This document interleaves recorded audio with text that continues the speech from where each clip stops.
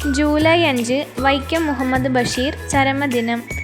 ബേപ്പൂർ സുൽത്താൻ എന്ന് വിളിക്കപ്പെടുന്ന ബഷീർ 1903 ജനുവരി 20 എറണാകുളം ജില്ലയിലെ വൈക്കത്തിനടുത്ത് തലയോല പറമ്പിൽ ജനിച്ചു. കായി അബ്ദുറഹ്മാനും കുഞ്ഞാച്ചുമ്മയുമാണ് മാതാപിതാക്കൾ.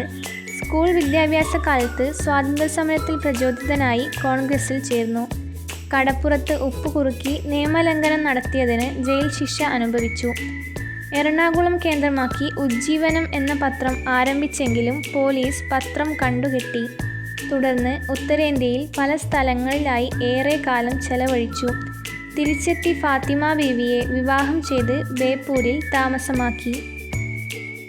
ബാല്യകാലസഖി, മതിലുകൾ, പാത്തുമ്മയുടെ ആട്, ഡുപ്പുപ്പായ്ക്കൊരാന ഉണ്ടാർന്നു, വിശ്വവിഖ്യാതമായ മൂക്ക്, ഓർമ്മയുടെ അറകൾ തുടങ്ങി ധാരാളം കൃതികൾ രചിച്ചു.